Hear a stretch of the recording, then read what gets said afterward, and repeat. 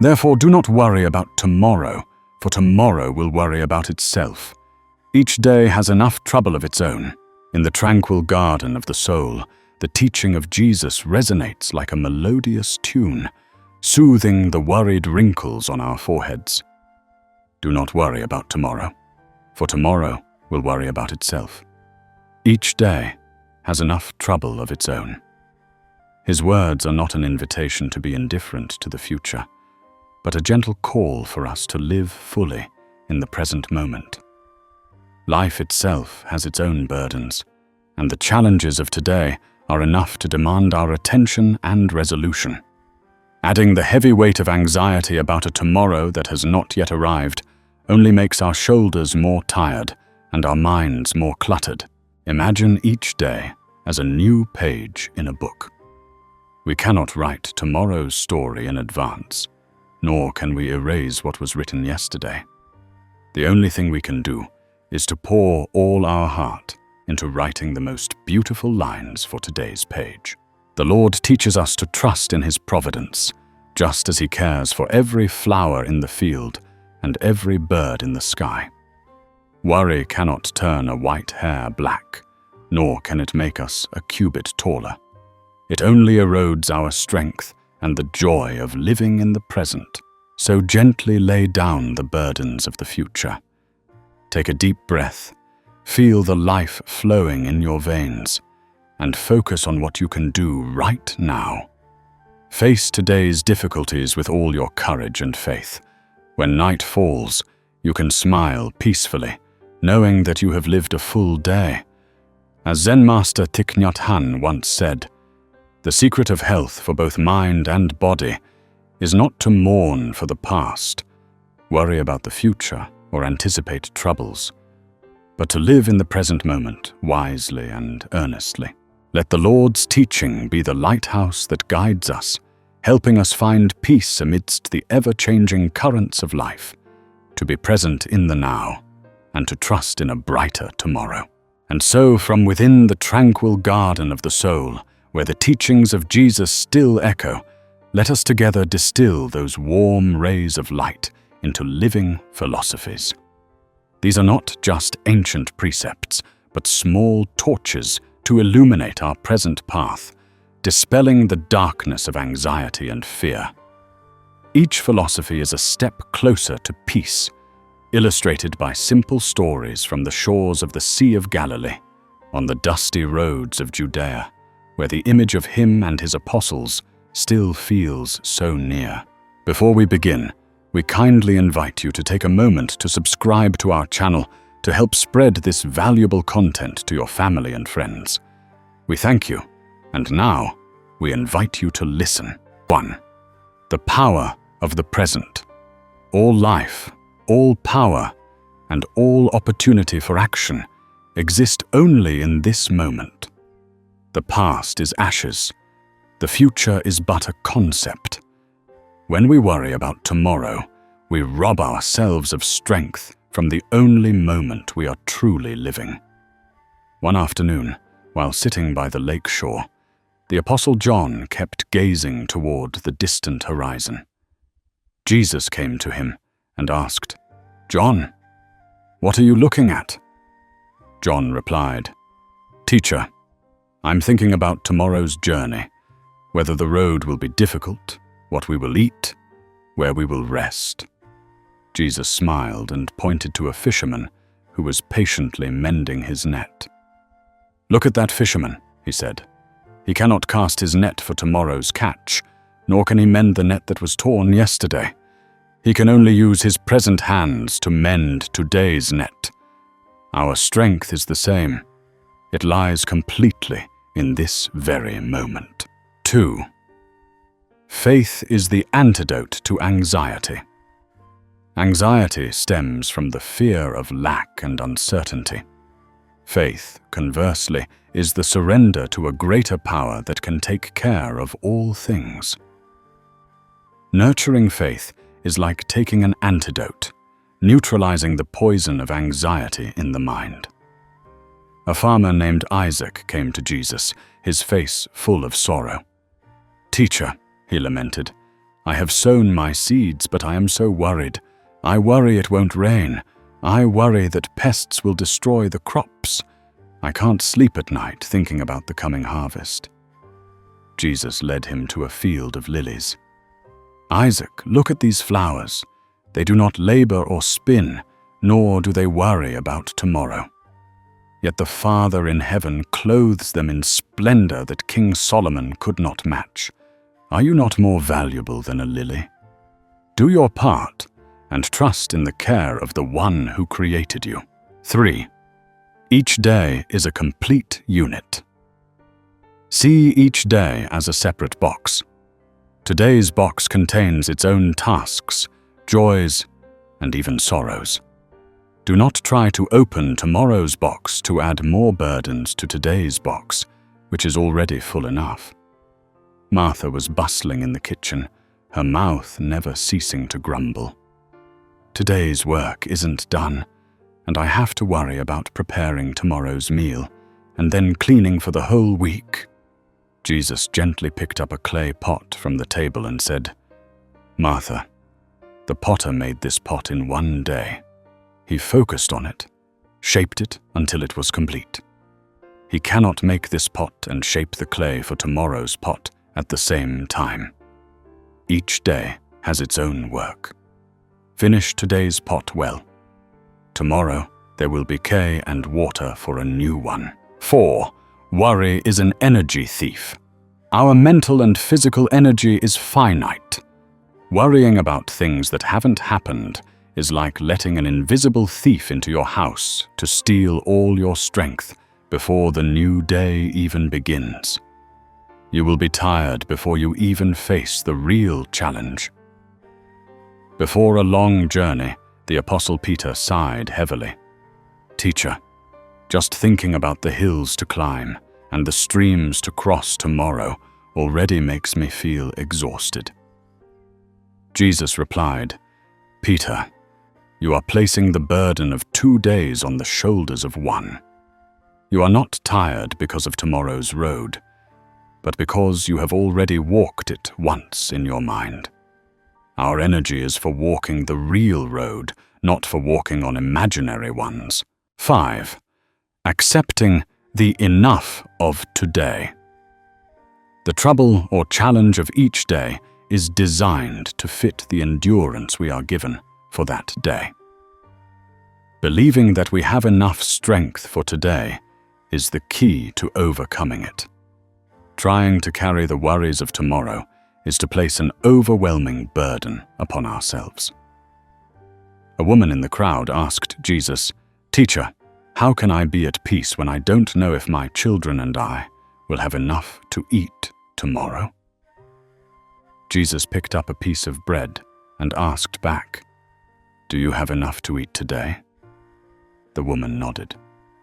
"Then give thanks for the abundance of today," he said. "The strength to carry today's burden has been given to you.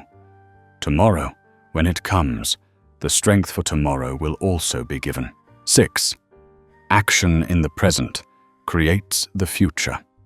The future is not shaped by worry, but by the small actions we take in the present. Instead of sitting and worrying about an unbuilt house, focus on laying the first brick as perfectly as possible. A young carpenter stood before a large pile of wood, looking discouraged. "Teacher," he said to Jesus, "I have to build a whole house from this pile of wood. I don't know where to start, and just thinking about it is overwhelming." Jesus picked up a plane and gave it to him. Don't think about the roof when you don't have walls. Don't think about the walls when you don't have the frame. And don't think about the frame when you haven't even smoothed the first piece of wood. Do the small task before you well. The entire house will be built from those small tasks. 7. The future is an unreachable land. We never actually live in tomorrow. When tomorrow comes, it becomes today. Therefore, worrying about tomorrow is worrying about a land that never exists, an illusion that recedes every time we try to approach it. On a hill, Looking down into the valley, a disciple asked, "Teacher, what will tomorrow look like?" Jesus was silent for a moment, then asked back, "Yesterday, when you stood on the hill in front, did you see this hill and call it tomorrow?" The disciple nodded. "And now that you are standing here, what is it?" Jesus asked. "Teacher, it is today." "Exactly," he concluded. "We never live in tomorrow. We only ever live in today. So live well where you are standing." 8. Serenity comes from letting go. Worry is like clutching a hot coal in your hand and hoping someone else gets burned. The only pain is for yourself. Peace comes only when we dare to open our hands and let go of unnecessary worries. A child was crying because he was clenching a pebble in his hand and couldn't open it to take the delicious fig Jesus was offering him. "Why are you crying?" he asked. "I want the fig, but I can't open my hand," the child sobbed. Jesus said gently, "You cannot receive a new gift when your hand is still clutching the old one. Let go of that worthless pebble, and you will have something sweeter." 9. Life is a flow, not a reservoir. Nature operates in a flow. Water flows, air circulates, seeds sprout. Worry is the act of trying to stop that flow, building a dam to store for the future. But that only creates stagnation and decay. Live in harmony with the flow. Seeing his disciples hoarding too much food for their journey, Jesus said, "Look at the river. Does it ever try to hold water for itself? No, it flows on and nourishes everything in its path. The life that the Father in heaven gives us is the same. Receive what is needed for today and trust that tomorrow the river of grace will continue to flow." 10. Love dispels fear. The deepest root of all anxiety is fear. Fear of lack, fear of failure, fear of loneliness. And the most powerful medicine to heal fear is love. When we focus on loving and serving others in the present, our minds have no room for fear of the future. The disciples gathered around Jesus, asking about the future of their mission, about the difficulties they would face. He looked at them and said, "Do not be concerned with what is far off. Right now, someone is hungry. Feed them. Someone is thirsty. Give them a drink. Someone is lonely. Be with them." When you fill the present with love, the shadow of fear for tomorrow will have no place to hide. 11. The difference between planning and worrying. Planning is an act of the intellect in the present, using wisdom to prepare for the future calmly. Worry is an act of fear, causing the mind to spin in negative scenarios with no way out. Planning is drawing a map.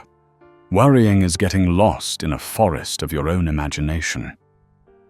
The Apostle James was carefully making a list of things needed for the upcoming journey. Seeing this, another disciple wondered, "Teacher, James is calculating for the days ahead. Didn't you teach us not to worry?" Jesus smiled and replied, "Look closely at your brother's heart. Planning is using today's clarity to make tomorrow's path smoother. It's like a sailor checking the wind direction before raising the sail. But worrying is when the sailor sits on the shore and trembles at storms that have not yet arisen. One leads to preparation, the other to paralysis. 12.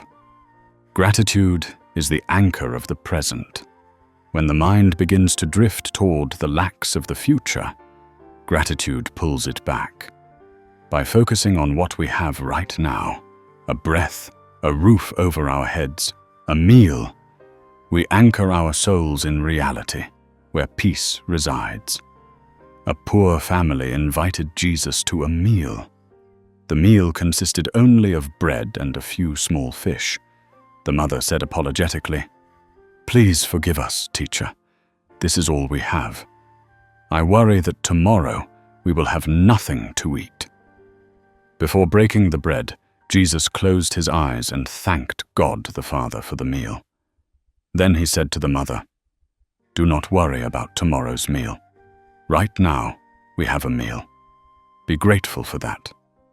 Gratitude for what you have today will open the way for what you will need tomorrow." 13. Imagination is a double-edged sword. Imagination can paint beautiful visions, but it can also create terrifying monsters out of thin air. When we use our imagination to rehearse the disasters of tomorrow, we are hurting ourselves with wounds that are not real. A young woman lived in constant fear. She told Jesus, "I'm afraid my husband will be robbed on his journey. I'm afraid my child will fall while playing outside. I'm afraid the harvest will fail." Jesus asked her, "Have these things happened?" She replied, "Not yet." He then said, "Then you are letting ghosts of your own making haunt your house. Use your imagination to envision goodness and protection instead of building prisons of fear." 14. The wisdom of the body. The mind can wander to the past or the future, but the body always lives in the present. Your breath, the beat of your heart, the feeling of your feet on the ground, all are anchors that pull you back to reality. Listen to your body. Seeing a disciple sitting restlessly, wringing his hands, Jesus came and placed a hand on his shoulder. "Stop chasing your thoughts," he said. "Feel your breath go in and out. Feel the warmth of the sun on your skin. Feel the firmness of the ground beneath your feet. Your body is not worried about tomorrow. It is just living. Learn that wisdom from it." 15. The simplicity of needs and the complexity of desires. The needs of each day are actually very simple: a little food, water, a place to rest. Anxiety often comes not from needs, but from endless desires, wanting more, better, safer. The more we simplify our lives, the less cause the mind has to worry. In a crowded market, a rich man was trying to buy a lot of food, filling up his cart. He complained to Jesus, "I have to stock up for the whole month, because who knows what tomorrow will bring." Jesus pointed to a poor widow who was buying just enough flour for dinner. "You see," he said, "your burden is not on your cart, but in your mind. She carries the burden of one day. You are carrying the burden of 30 days. Who will be more tired?" 16. The illusion of control. We worry because we want to control the future. But the truth is, the future is inherently uncertain and beyond our grasp.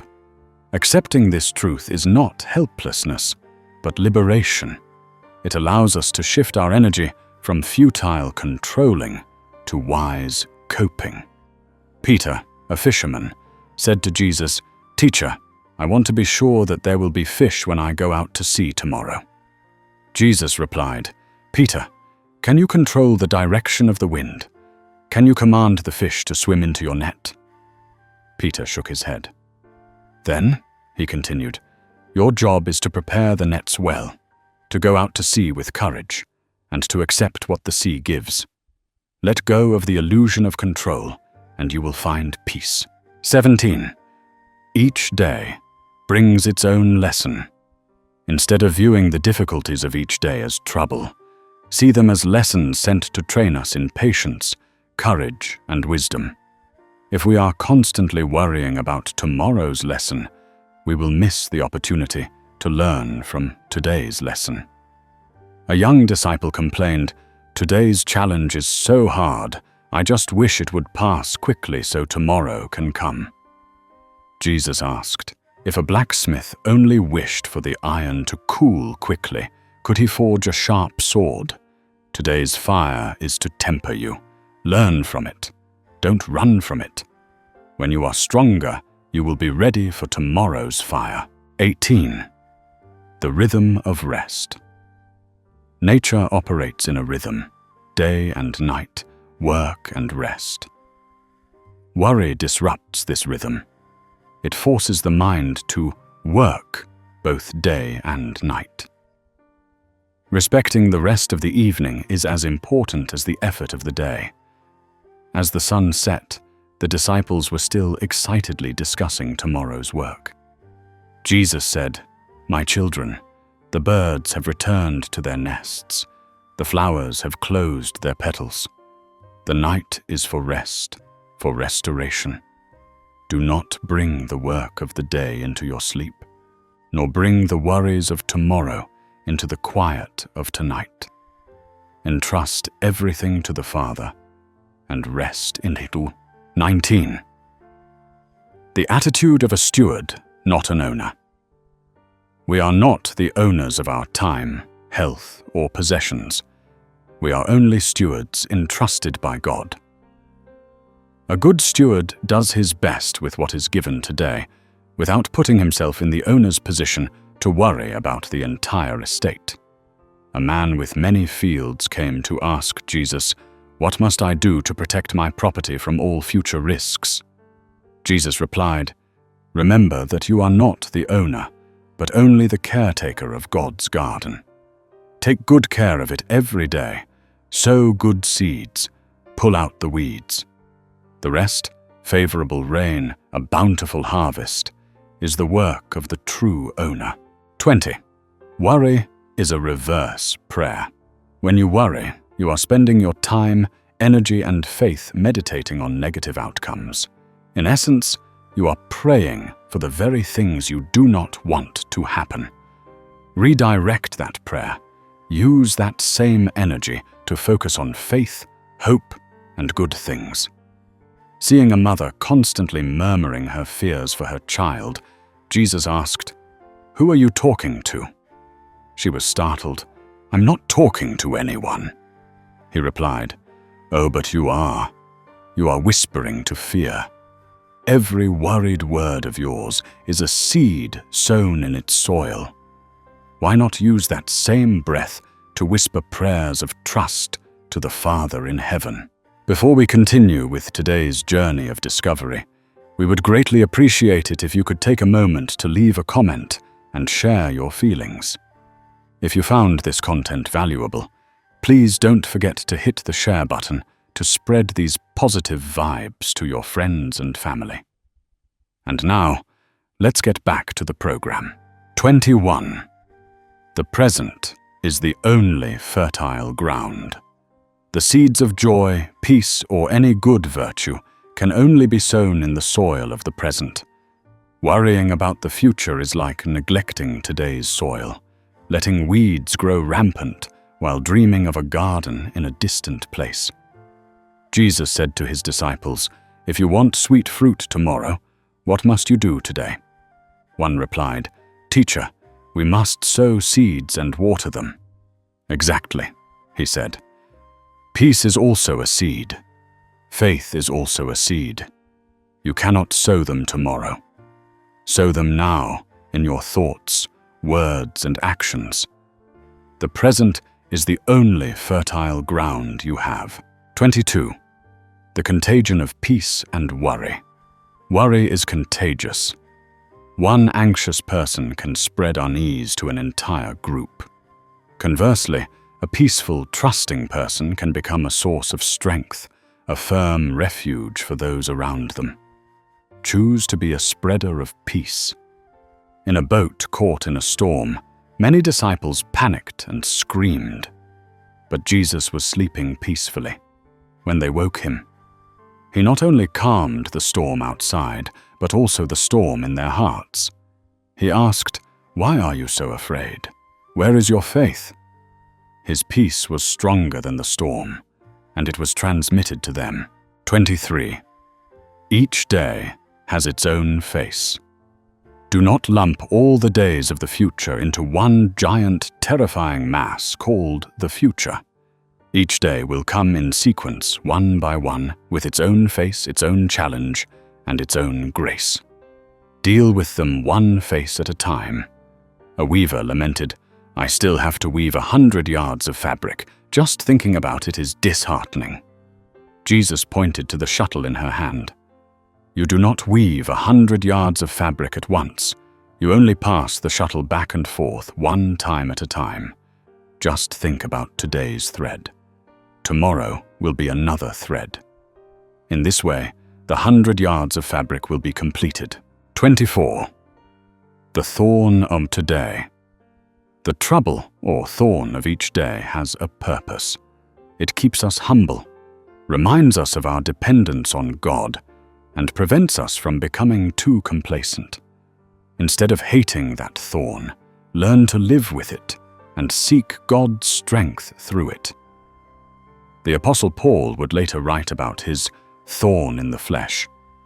Jesus also alluded to this when he said, "Sometimes the Father in heaven allows a pebble in your shoe, not to cripple you, but to make you walk more carefully and always remember the one who made the shoe and the path." 25. The power of selective forgetting. Part of not worrying about the future is learning to forget the failures of the past and negative prophecies. The mind is like a room. Do not fill it with old, broken things. Clean it out every day to make space for new things. A woman was tormented by her mistakes. Jesus said to her, "When night falls and the sun sets, does it carry the shadows of yesterday with it? No, it makes way for a brand new day. You too, leave the mistakes and fears of yesterday behind. Every morning is a chance to start again." 26. A shared burden is a burden halved. The teaching, "Do not worry," does not mean we have to endure alone. It invites us to live in community, where one person's burden today can be shared by the love of others. Seeing a man struggling to clear a large pile of stones by himself, Jesus turned to his disciples and said, "What is my commandment? That you love one another. Love is not an empty word. Look at that brother. His burden today is too much for him. Go and share it." That is how you carry each other's burdens and make the trouble of today lighter. 27. The mind is a garden. Your thoughts are seeds. If you sow seeds of anxiety, you will reap a harvest of fear. If you sow seeds of trust, you will harvest the sweet fruit of peace. You are the gardener. Be careful about the seeds you allow to sprout. Jesus said to the crowd, "A person cannot want wheat and at the same time sow weeds. Likewise, you cannot want peace and at the same time fill your mind with thoughts of worry and fear. Uproot the weeds of anxiety and cultivate the seeds of faith in my word." 28. Silence is necessary for faith. Worry creates constant noise in the mind, making it impossible to hear the whisper of God. To nurture faith, we need moments of silence where the mind can quiet down and the heart can listen. After a noisy day of teaching, Jesus would often withdraw to a quiet place alone. The disciples wondered why. He explained, "A well must be still for the water to be clear and to reflect the sky. The soul is the same. There must be silence to hear the Father's voice and recognize the truth instead of being swept away by the noise of the world and of worry." 29. The principle of manna from heaven. In the desert, God gave the Israelites just enough manna for one day. Whoever tried to store it for the next day found that it spoiled. This is an eternal lesson about God's daily providence. Trust that the necessary provision for today will be given, and so it will be for tomorrow. When the disciples worried about the lack of food, Jesus reminded them, "Do you not remember the story of the manna? The Father in heaven fed an entire nation in the desert, day after day. Would he abandon you, who go out to proclaim his good news? Seek first the kingdom of heaven, and all these other things he will provide. enough for each day. 30. Not worrying is a state of freedom. Ultimately, not worrying is not a harsh command, but an invitation to true freedom. Worry is a prison, confining the mind and suffocating joy. Living in the present with trust is to break those chains, allowing the soul to soar freely like a bird in the sky. Jesus pointed to a bird soaring in the air and said, "Look, it flies without worrying about where it will land tonight, or if there will be strong winds tomorrow. It trusts in the wings God has given it, and it enjoys the freedom of the sky." You were also created to live freely like that, free from the burden of the past and the chains of the future. Live in the freedom the Father has intended for you, right here, today. 31. Worry is the shadow of the ego. A shadow has no substance. It is merely the absence of light. Worry is the same. It is the shadow cast by the ego when it turns its back on the light of the present and of faith. When you turn your face toward the light, the shadow of anxiety will automatically fall behind you.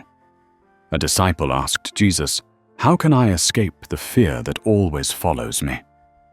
Jesus pointed to the disciple's own shadow on the ground. "Can you run away from your shadow?" The disciple shook his head. "But," Jesus continued, "look, when you stand still and face the sun, where is the shadow?" The disciple realized, "It's behind me." "Your worry is the same," he said. "Don't try to fight it. Turn to the Father's light, and the shadow will recede on its own." 32. The wholeness of the moment. Each moment is a whole in itself. Worry is the act of using the hammer of fear to smash that moment into fragments of what if and if only. Keep the moment whole, and you will find it contains everything you need. A potter was shaping a pot, but his mind was not at rest. "I'm worried this pot will crack in the kiln, worried no one will buy it," he said to Jesus. Jesus took a piece of wet clay and said, "Right now, this clay is in your hands, pliable and ready to be shaped. It is a perfect moment. But when you think about cracking or selling, you have broken this moment. Just be the potter with the clay. The wholeness is there." 33. The endless game of what if. The anxious mind loves to play the game of what if. What if it rains? What if I get sick? What if I fail? This is a game with no end that only drains your energy. Replace the question, "What if?" with the question, "What is?" What is the truth right here and now? "Teacher, I'm worried. What if we run out of money on the way?" a disciple said. Jesus asked back, "Right now, is there still money in your purse?" The disciple checked and replied, "Yes, there is." "Then the truth is, we have money. Why are you living in an unreal what-if story instead of living in the truth you possess?" 34. The humility of not knowing. Admitting that you do not know and cannot know the future is an act of powerful humility. It creates an empty space in the soul, and it is in that empty space that faith can take root and grow. A wise scholar came to debate with Jesus. "I have calculated all possibilities, all risks for the future, but still I cannot find peace." Jesus replied, "Because you are trying to do God's job. Human wisdom is knowing one's limits. Humbly admit, I do not know tomorrow. And then you will begin to learn how to say, but I trust." 35. Worry is a bad navigator. When sailing, a good navigator focuses on the safe channel, on the favorable wind. Worry is a bad navigator. It only fixates on the submerged rocks, the dangerous whirlpools, and will eventually steer your boat straight into them. The disciples were rowing across the lake when a wind arose. Andrew cried out, "Look at those waves! We're going to capsize!" Jesus, who was calm, said, "Andrew, don't look at the waves. Look at the other shore. Our destination is there. Where your mind focuses, the boat of your life will go." 36. The burden of unlived lives. Worrying about the future is like trying to live many different lives at once in your mind. The life where you fail, the life where you are sick, the life where you are lonely. Put down the burden of all those imaginary lives and live only the one life you actually have, the life of today. A young man looked exhausted. He lamented, "I worry that if I do this job, I'll be poor, and if I do that one, I'll struggle." Jesus said, "You are carrying the burdens of 10 different people, but you only have one pair of shoulders. Choose one path for today and walk on it. Don't waste away at the crossroads trying to walk down every path." 37. The gift of an open hand. You cannot receive the gifts that today offers, a smile, a cool breeze, a kind word, if your hands are still tightly clutching worries about tomorrow. Peace requires an open hand, ready to give away anxieties and receive graces. Jesus saw a beggar sitting with 2 clenched fists. He asked, "Why do you clench your fists like that?" The man replied, "I'm afraid of losing my last few coins."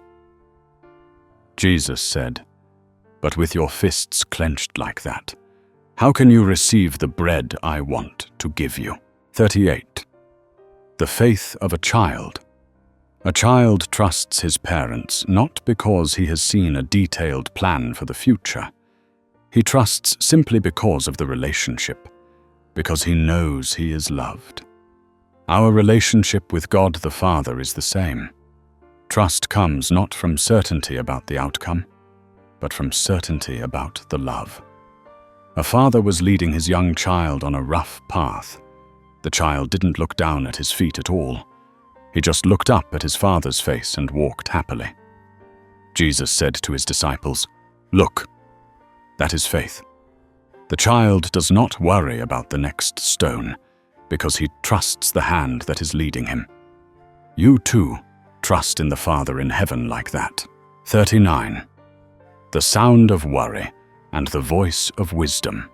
Worry creates a very loud, chaotic, and repetitive noise in the head. Wisdom, on the other hand, usually speaks softly, clearly, and simply. To hear the voice of wisdom, you must first ask the choir of anxiety to be silent. A woman said, "Teacher, there are always 1,000 voices in my head, telling me to worry about this, to fear that." Jesus led her to a well and said, "Now shout." She shouted, and her voice echoed back. That is the voice of worry. "And now," he said, "be silent and listen." In the silence they heard the sound of water trickling from deep within the well. That is the voice of truth. It is always there, but it can only be heard in silence. 40. The tapestry of life. We only see the backside of life's tapestry, with its tangled threads, messy knots, and confusing patches of color. We worry because we don't see the meaning. But God, the great weaver, is looking at the front side of the tapestry, where a beautiful picture is gradually emerging. Mary Magdalene appeared confused. "Teacher, my life has had so many tangled events. I don't understand why." Jesus led her to see a weaver. He pointed to the back of the tapestry and asked, "What do you see?" "A mess," she replied. Then he showed her the front. A beautiful pomegranate pattern appeared. "Your life is the same," he said. "From our side, we only see knots. From the Father's side, he is weaving a masterpiece. Trust the weaver." Before we continue with today's journey of discovery, we would greatly appreciate it if you could take a moment to leave a comment and share your feelings. If you found this content valuable, please don't forget to hit the share button to spread these positive vibes to your friends and family. And now, let's get back to the program. 41. Worry is a cracked jar. The blessings of today, joy, peace, opportunity, are like cool water being poured into the jar of your soul. But worry is a crack in that jar. No matter how much is poured in, the water will leak out. Heal the crack of anxiety with faith. Jesus said, "A person cannot fill a bamboo basket with water. Likewise, you cannot fill your soul, which is riddled with holes of worry about tomorrow, with the peace of today. The peace will leak through those cracks and disappear." 42. A journey of 1,000 miles begins with a single step. The future is like a journey of 1,000 miles. If you just stand at the starting line and think about the entire 1,000 miles, you will be overwhelmed and afraid to take a step. Don't think about the 1,000th mile. Just focus on one thing: lifting your foot and putting it down for the step right in front of you. A disciple looked up at a high mountain and said, "How will we ever reach the summit?" Jesus didn't look at the summit. He looked down at the path right under his feet and said, "With this step." Then he took a step, and then with this step, he took another step. The summit is conquered not by a great leap, but by countless single steps of the present. 43. The economy of grace. God's grace does not operate like a treasury for you to hoard. It operates like a stream, flowing fresh every day. You cannot drink for tomorrow. Trying to store up grace for the future by worrying is a futile act. Just trust that tomorrow the stream will still be flowing. Give us this day our daily bread. Jesus taught his disciples to pray this way.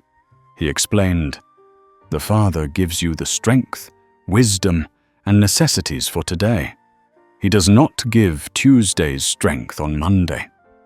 Live fully in today's provision, and tomorrow there will be a new portion of grace waiting." 44. The tyranny of imaginary emergencies.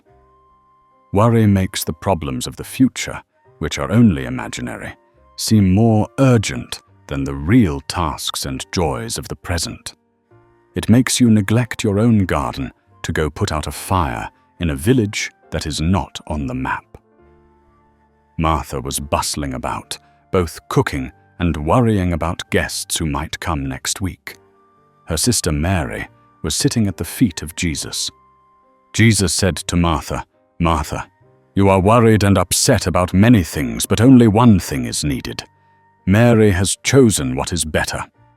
Do not let the emergencies of the future steal the needed thing of the present." 45. A heart without burdens.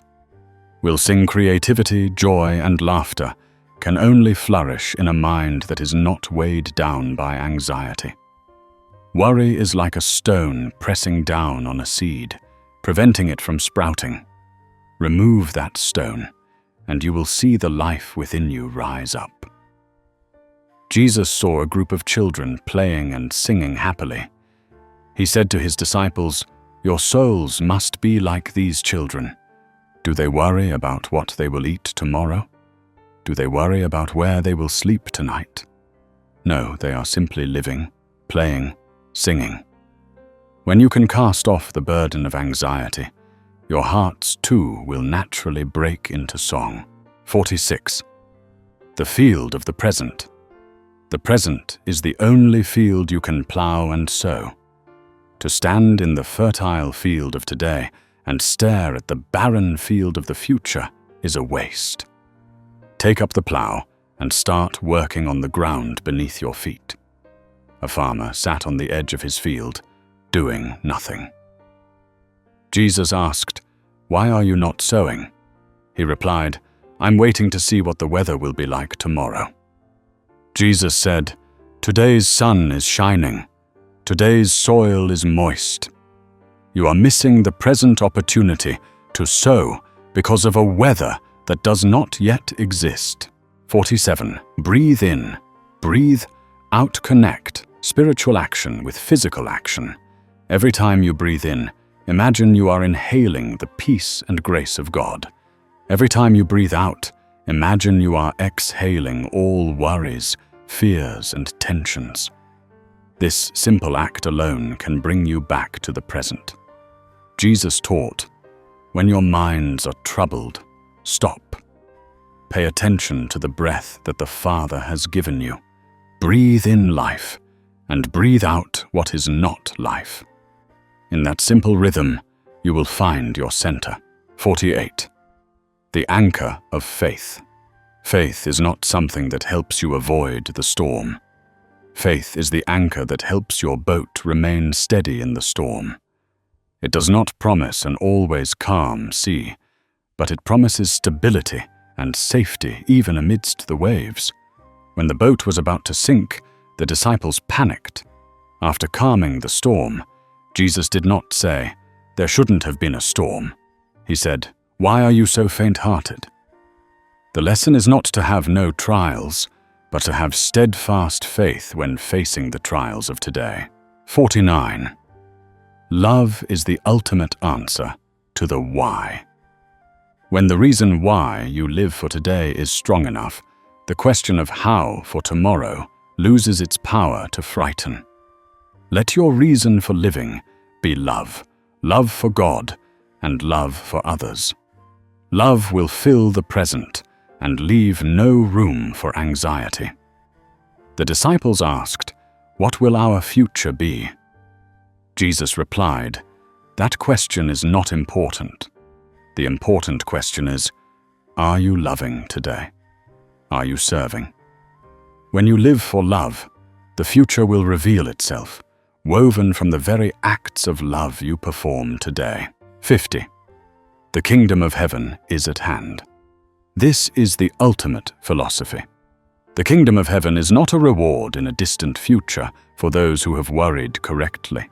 The kingdom of heaven is a present reality at hand, accessible right now. The door to enter the kingdom of heaven is the renunciation of anxiety and living fully in the present with absolute trust in God the Father. When John the Baptist and Jesus himself began their missions, their first proclamation was, "Repent, for the kingdom of heaven has come near." Come near does not mean in terms of time, but in terms of availability. It is always here, but we cannot see it when our eyes are still fixated on the worried clouds of tomorrow.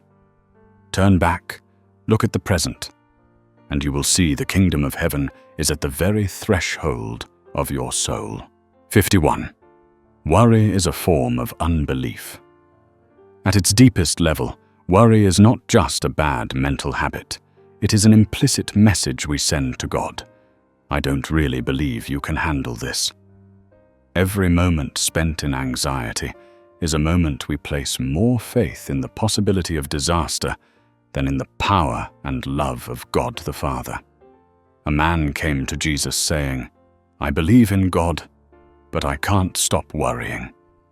Jesus asked, "If you entrusted your best friend with a bag of gold to keep, would you stay up all night worrying he would lose it?" The man replied, "Of course not, because I trust him." Jesus looked at him. "Then why do you do that with the Father in heaven? Your worry shows that you trust more in the fragility of the world than in the steadfastness of his love." 52. The unforced rhythm of grace. Life in trust has its own rhythm, gentle and natural, like breathing or the changing of the seasons. Worry is the act of trying to force life to follow our rhythm, a rhythm that is rushed, jerky, and full of tension. Learn to dance to the unforced rhythm of grace. Jesus pointed to a flowing stream and said, "The stream does not try to flow faster to get to the sea sooner. It simply flows according to the lay of the land, sometimes fast, sometimes slow. The Father's grace is the same. Do not try to force the future to arrive. Let your life flow in the natural rhythm of providence. 53. The blindness of haste. Worry always creates a sense of haste, an urge to do something immediately to prevent a future disaster. And it is in that haste that we become blind, unable to see the signs, the people, the lessons and the joys that God places right before our eyes in the present. A disciple was hurrying along a path, nearly stepping on a beautiful wildflower. Jesus called him back. "Where are you going in such a hurry?" He replied, "I have to get to the next village to make arrangements for tomorrow." Jesus pointed to the flower. "You missed a small miracle of today because you were busy chasing after a task for tomorrow. The haste caused by worry has clouded your vision." 54. The still point in a turning world. The world will never cease to be chaotic. Peace is not the absence of storms outside, but finding a still center within, right in the midst of the storm. Worry is letting the storm outside sweep away the still center within. The disciples asked, "How can you be so calm amidst so much opposition and danger?" Jesus replied, "What about the center of a wheel?" They answered, "It stays still while the rim spins." Your soul must be that center. No matter how much life turns and changes, keep a still point within, where you connect with the Father. That is a place no storm can touch. 55. The futility of rehearsing. Tragedy. Worry is spending your time and emotions to rehearse for a tragic play that you hope will never be performed. You experience the pain, disappointment, and fear of failure yourself before it even has a chance to happen. It is an incredibly tiring and useless rehearsal. A woman wept, "I'm afraid my child will get seriously ill." Jesus asked, "Is he sick now?" She replied, "No, he is healthy." Then you are crying tears for a day that is not real. You are putting on a mourning robe for someone who is still alive. Rejoice in your son's health today, and do not rehearse the tragedy of tomorrow. 56. The discipline of today's gathering. The principle of manna is not just about provision, but also about the discipline of gathering only enough for today. This is a spiritual practice. Every morning when you wake up, tell yourself, "Today I will only carry today's burdens, solve today's problems, and enjoy today's joys." Jesus said, when the Israelites tried to store manna, what happened to it? The disciples answered, "It rotted and was full of maggots." Your minds are the same. When you try to store up worries for tomorrow, it will breed maggots of fear and unease, spoiling the peace of today. 57. The farmer's faith in the seed. A farmer does his part. He plows the soil, sows the seed. Then he must trust in a miraculous, invisible process that takes place in the heart of the earth. He cannot stand by the furrow and worry the seed into sprouting faster. Growth requires time and trust. Jesus used a parable. The kingdom of heaven is like a man who scatters seed on the ground. Night and day, whether he sleeps or gets up, the seed sprouts and grows, though he does not know how. Do your part in the present and trust in God's power of growth for the future. 58. The door closed to joy. Worry and joy cannot coexist in the same mental space at the same time. They are mutually exclusive. Every time you open the door for worry to enter, you are slamming the door in the face of joy, which is knocking. Jesus asked, "Can you cry and laugh at the same time?" A person replied, "No, teacher. Likewise, you cannot worry and rejoice at the same time. Joy is the fruit of presence and gratitude. Worry is the weed of absence and fear of lack. Choose the garden you want to cultivate. 59. Listening to and interrogating the future. Trust is the attitude of humbly listening for guidance for the next step. Worry is the attitude of arrogantly interrogating the future, demanding that it answer questions it cannot answer. One brings clarity, the other only brings fatigue. Jesus said, when a person is lost in the desert, what does he do? He stops, tries to listen for a sound, looks for a sign. He does not scream into the void and demand that it show him the way. You too are on a journey. Be still and listen to the Father's voice. Do not interrogate the future. 60. The view from the mountain top. Worry keeps us in a dense and dark forest, where visibility is limited. Faith and focus on the present are like climbing a high mountain. From there, although the forest is still there, you can see a broader view, a clearer path and direction. After praying on the mountain, Jesus came down with a radiant face. Peter asked, "How do you have such peace?" He replied, "When you are in the valley, you only see the rocks right in front of you. When you are on the high mountain, you see the whole path.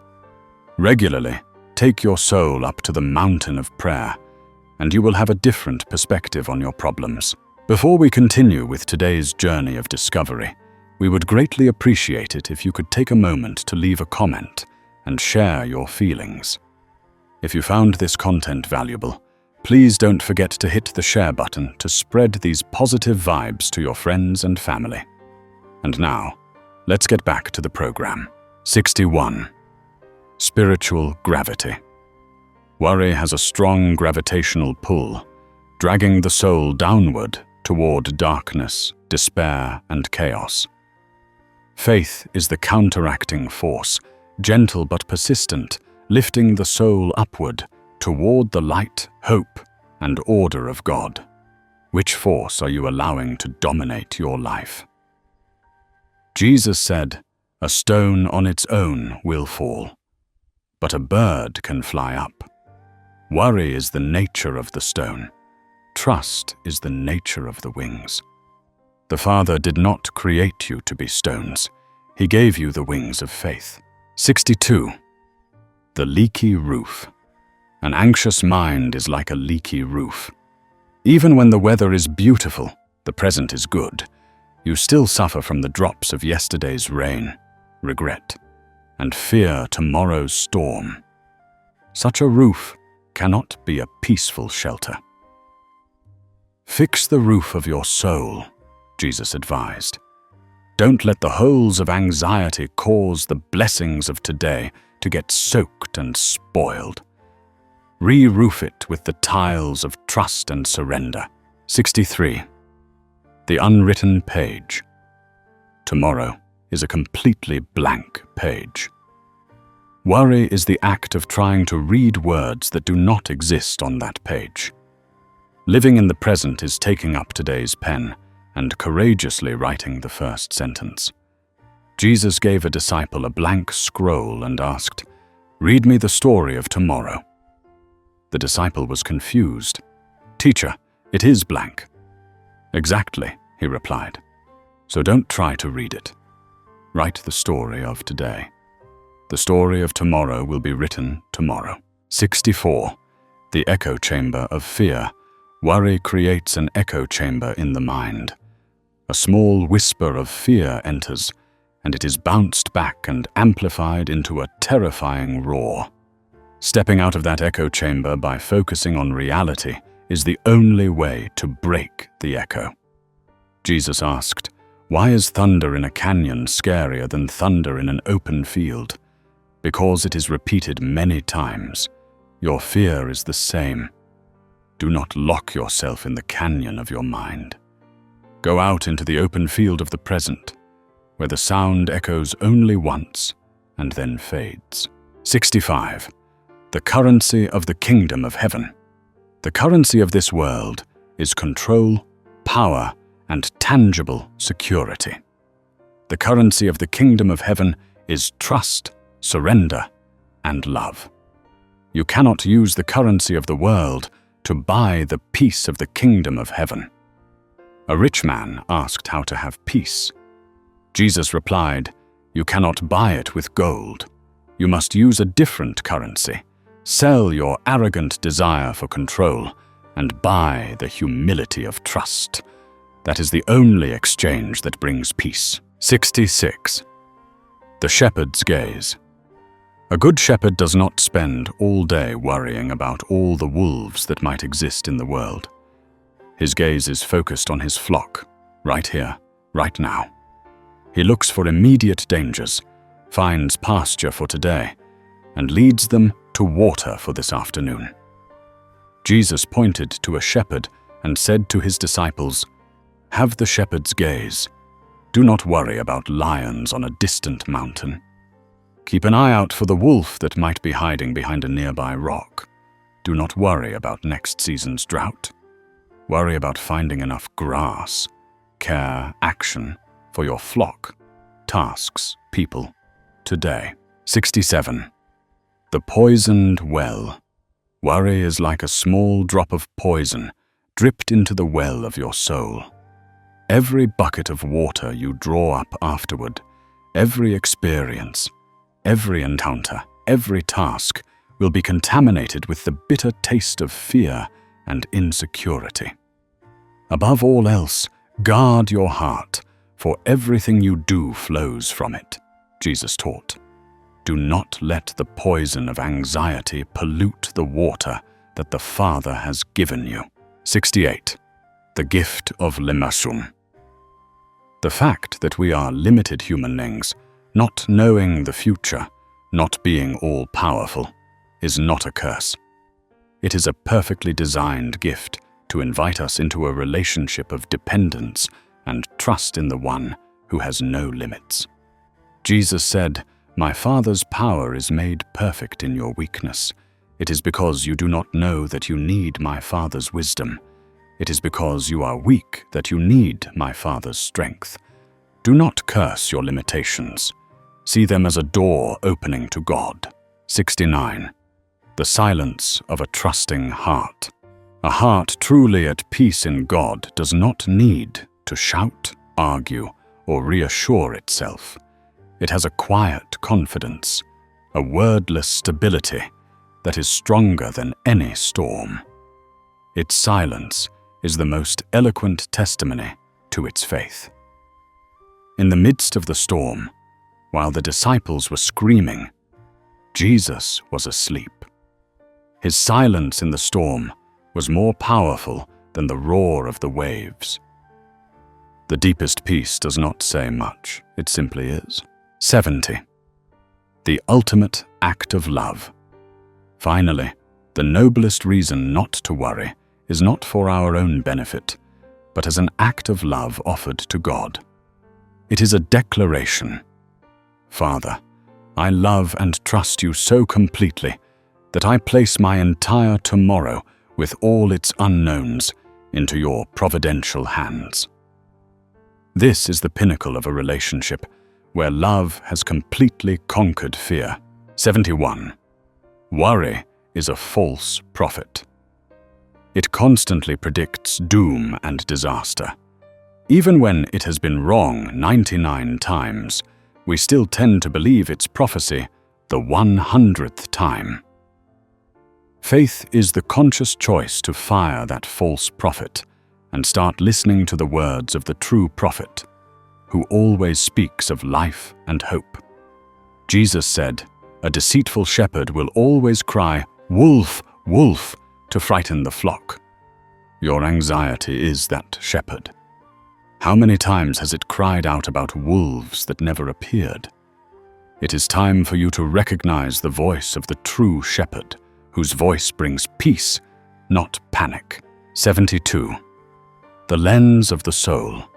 The soul is like a lens through which we view life. Worry makes that lens scratched, stained, and cracked, causing all light, reality, that passes through it to be distorted, becoming ugly and frightening. A trusting soul is a clear lens, allowing the light of truth to shine through completely. Why is it that for the same sunset, Jesus asked, one person sees beauty and gives thanks, while another sees decay and fears? He answered himself, because they are looking through two different lenses. Do not try to change the sunset. Clean the lens of your soul. 73. Spiritual entropy. According to the laws of nature, everything, if left unattended, tends toward chaos and decay. The spiritual life is the same. If neglected, it will automatically drift toward anxiety and fear. Trust is an active act, an ordered energy introduced to counteract that decay and maintain peace. Jesus pointed to a wild garden and a carefully tended one. Both receive the same sun and rain, but one is full of weeds, the other full of fragrant flowers. Your soul is a garden. Trust is the act of gardening every day, pulling out the weeds of anxiety and cultivating the fruits of the Spirit. 74. The cruelty of the second arrow. Life will surely shoot unavoidable arrows at us. Illness, loss, failure. That is the first arrow. But the real suffering comes from the second arrow, the one we shoot at ourselves. Worry, self-torment, panic. We cannot always avoid the first arrow, but avoiding the second one is entirely our choice. A man whose donkey went lame lamented, "My goods will be ruined. I will lose my money." Jesus came and said, "The donkey's fall is the first arrow." That is what happened. But all the words "will be ruined," "will lose money," are the second arrows you are shooting into your own heart. The first arrow only lamed the donkey. The second arrows are killing your peace. Pull them out. 75. The barren womb of anxiety. Worry is a sterile state. It cannot conceive or give birth to anything new. No creativity, no solutions, no hope. It is just a barren womb, capable only of carrying the stillborn fetuses of fear. Jesus asked, "Can a seed sprout on a rock?" The people answered, "No, teacher." "An anxious mind is like a rock," he said. "The seeds of solutions and enlightenment from the Father in heaven cannot sprout on it." Make your minds soft again with trust, so that His seeds can take root. 76. The storyteller in your head. Worry is a very talented but very bad storyteller. It writes horror stories, tearful tragedies, and presents them as if they were undeniable truth. Faith is choosing another storyteller, another author for the story of your life. There is a storyteller in your heads, Jesus said. When you worry, you are letting someone full of fear and doubt tell the story. Tell it to be quiet, and invite another storyteller, one who always begins with "The Father in heaven loves you," and ends with "All will be well." 77. The future's weight on the present's hinge. The entire massive door of the future hangs and swings on the tiny hinge of your choices, attitudes, and actions in the present moment. Don't try to push the whole door. Just focus on taking care of the hinge. Jesus said, "One does not use a sledgehammer to fix a hinge. One uses oil and care." Do not use the hammer of worry to beat on the future. Use the oil of peace and attentiveness to care for the present hinge of your lives. 78. The true north of the soul. Peace is the true north on the compass of the soul. When you worry, that compass needle spins wildly. The practice of faith is the act of setting the compass down, waiting for all vibrations to cease, so that the needle can once again point to the true north of peace. A sailor asked Jesus how to find his way at night. He replied, "You look at the North Star. You trust it. You don't command it to be brighter.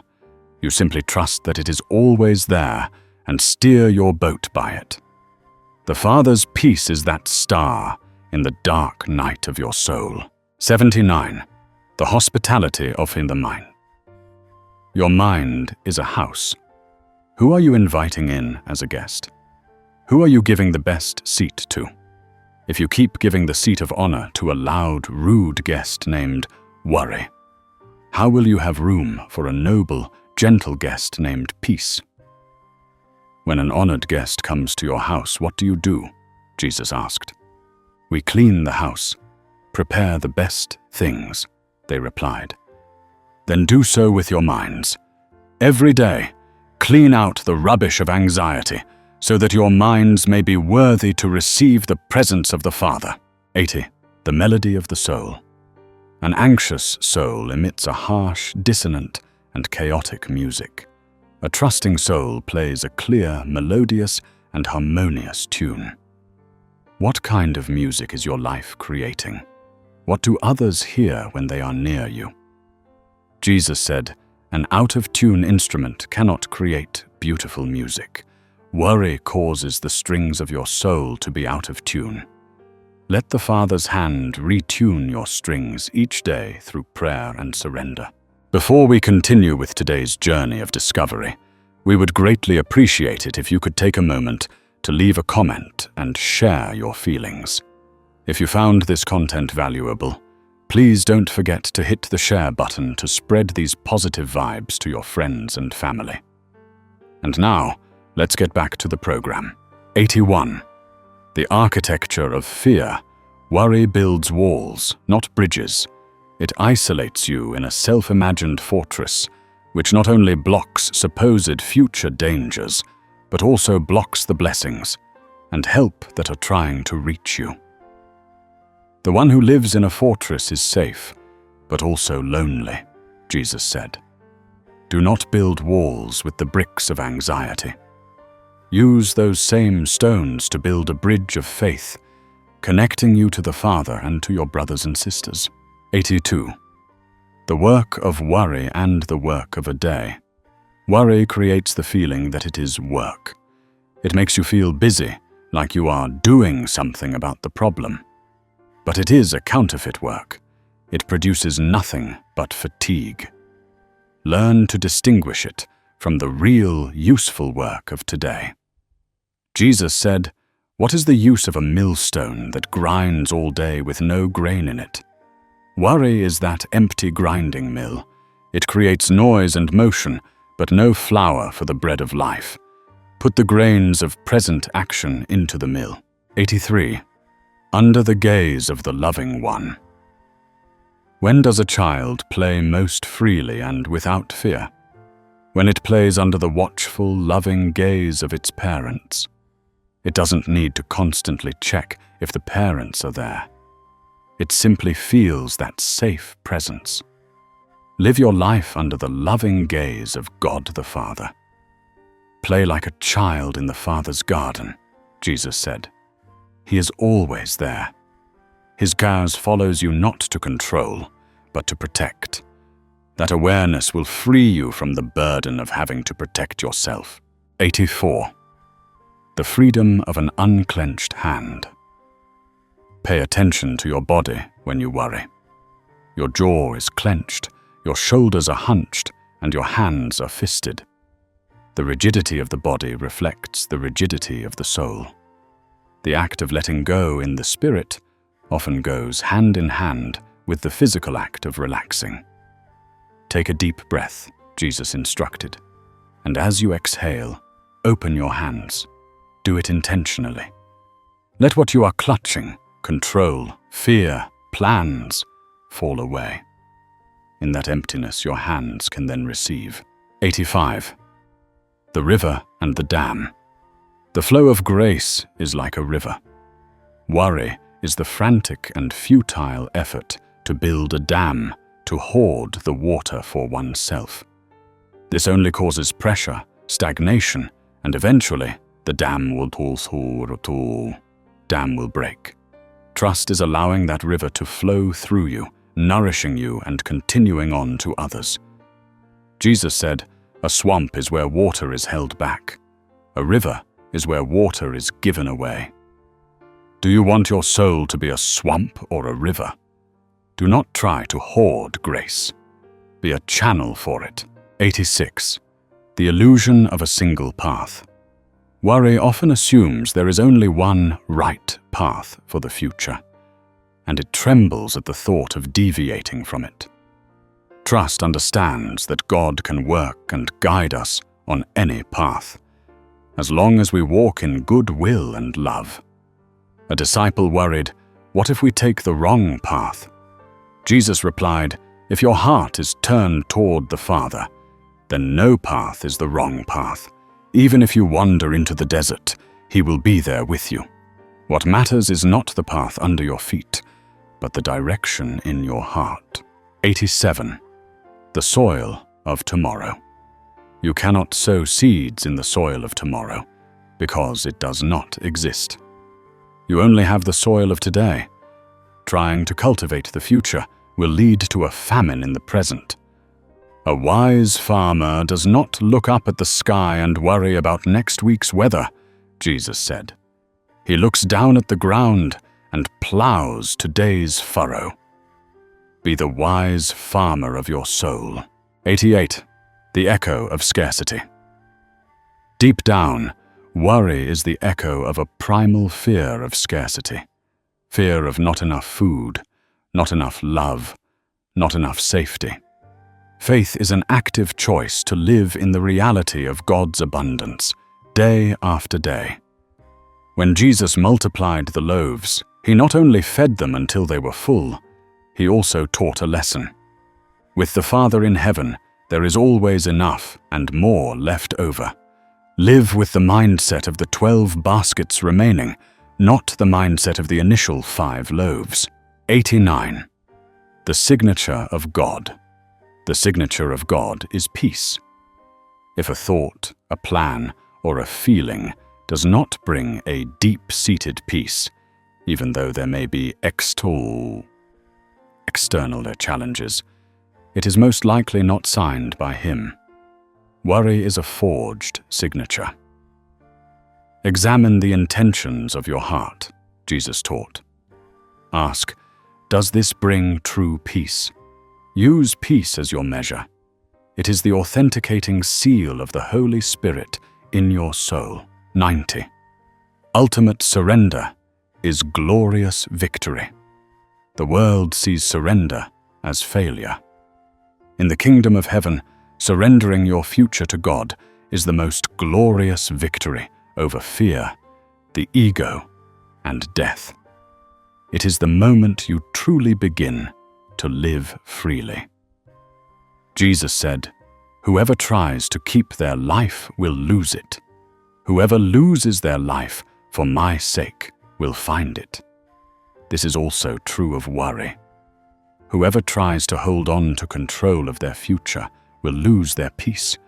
Whoever dares to entrust their future to me will find true life. 91. The sovereignty of the present moment.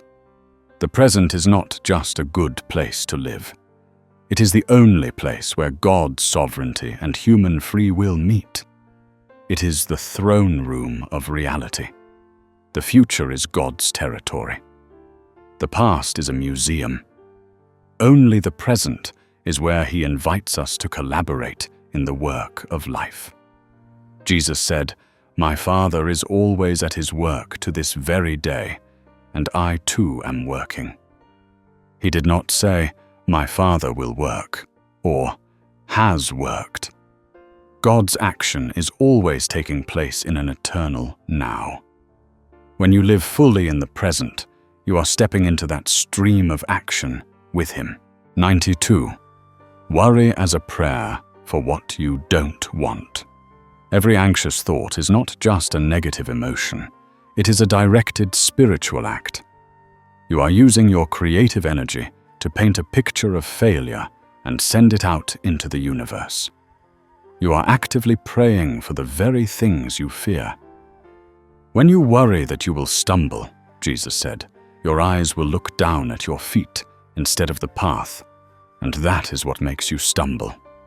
Your prayer has been answered, so change your prayer. Pray for steadfastness, and your eyes will look straight ahead. 93. The unburdened. Now. The nature of the present moment is inherently light, graceful, and unburdened.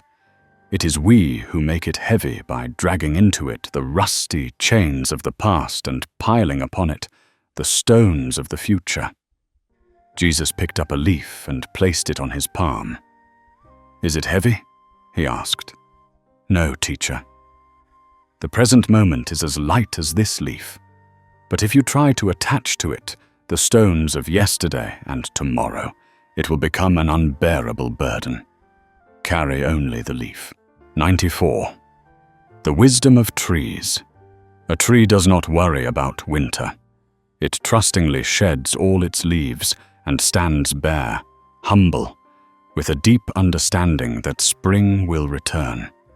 It practices the wisdom of the seasons, the wisdom of letting go and trusting the cycle of life.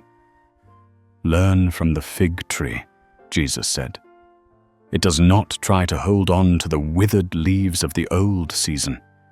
It knows that new life can only come when the old things are let go. Do you dare to shed the leaves of your worries to await a new spring for your soul? 95. The prison of what if. The phrase what if creates a prison whose bars are made of shadows. It is a self-imposed prison. The key to unlock that door and step out into the light is a simple but powerful phrase. God is here. A person said, "I'm worried. What if I am abandoned?" Jesus replied, "That sentence locks you in. Try another sentence. Even if I am abandoned, God is still here with me." The second sentence is the key to liberation, because it does not deny the possibility, but it affirms a greater truth. 96. The old cloak of anxiety. We often put on the worries of others, of our family, of society. We wear their expectations and fears like an old, heavy cloak. This teaching invites us to take off those old cloaks and put on the seamless cloak of peace that God gives. Jesus saw a man trying to wear 2 coats on a hot day. He asked, "Why do you do that?" The man replied, "One is mine, one was my father's. I'm afraid of disappointing him."